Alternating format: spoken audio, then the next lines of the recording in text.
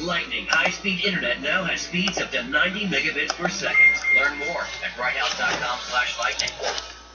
Experience News 9 delivers both. Keeping you and your family safe. News 9, your news source, exclusively on White House networks. Now, for weather on the 9's forecast featuring Maestron 9. Good morning, I'm meteorologist Diane Kaczmarek. We're coming up on the top of the hour. It feels like summer. We've had plenty of showers and thunderstorms. Our dew points are high, so temperatures certainly can't drop much, and really this air mass doesn't change over the next maybe 5 or 6 days. So with high dew points, we'll see temperatures not dropping below these marks by daybreak over the next several days, and we might also see a little bit of fog. Temperatures by the afternoon.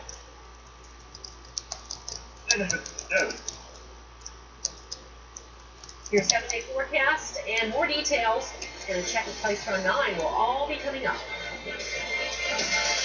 Now on News 9. A major blaze in Polk County. One person dead, a building destroyed, and a dozen people without a place to live.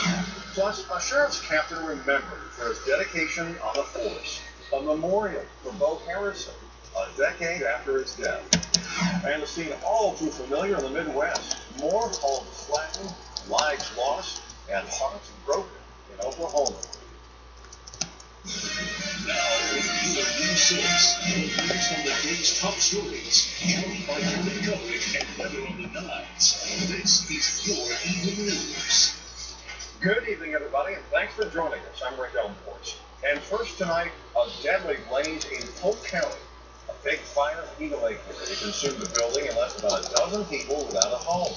Neighbors tell us the apartment building on Snively Avenue caught fire. In one of the units where an elderly man lived, and they have some suspicions on how it started.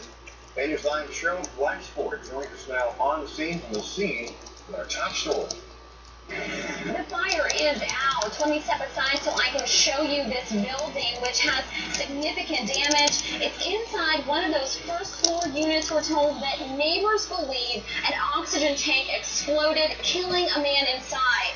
Now check out this video. It was shot by a person driving by. It shows how intense the fire was earlier. You can see the flames shooting out of the windows.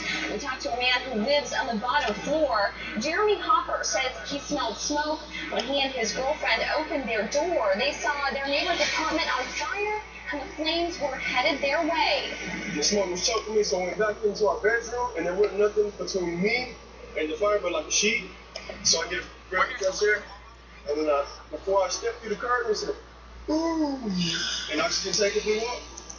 And then I looked to see if there was any glow, no fire, so I went back in, and I tried to hit it with the extinguisher some more, and then it was out, so we got out the back window, you know. Residents tell us the man who lives in the unit where it appears the fire started is elderly, uses a wheelchair, and relies on an oxygen tank. Fire officials say at one point another man tried to save the disabled man but couldn't and was critically injured while he was inside the building. He was airlifted to Tampa General Hospital. And investigators with the state fire marshal's office are here trying to figure out how this fire started. As for the man who was airlifted to Tampa General earlier, we're told he suffered third-degree burns to 45% of his body. We're on scene in Polk County. Cheryl Glassford, Bay News 9. The fire officials say 11 people have been displaced by the fire, and the Red Cross is helping them with supplies and a place to stay. The state fire marshal is reporting that the fire is not suspicious. Investigators say it appears accidental and seems to have started near the oxygen tanks.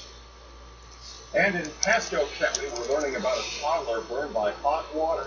The sheriff's office says a 20-month-old boy managed to get a hold of the pot, pulling it off the stove and then onto himself. It happened inside a home on Wind Knob Court, Wesley Chapel. The boy was airlifted to the hospital with burns to his face, chest, neck, and lower back. There's no word on his condition. This house fire in Pasco County is being blamed on lightning. Neighbors believe that giant fireball was caused by a bolt during one of tonight's storms. It's near Ridgeview Drive off Curly Road. And so much rain came down in parts of Tampa that the road was flooded out. This is a look at the wet streets in Carrollwood and Bush Boulevard and Orange Grove Drive.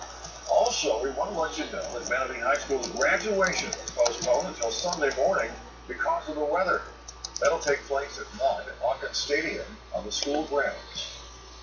In other news, the Pasco County Sheriff's captain remembered today for his sacrifice. It's been 10 years since Captain Bo Harrison was killed in the line of duty, and now a memorial with his likeness stands in Dade City.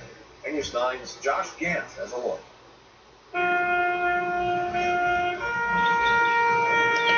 They came to honor a man for his bravery.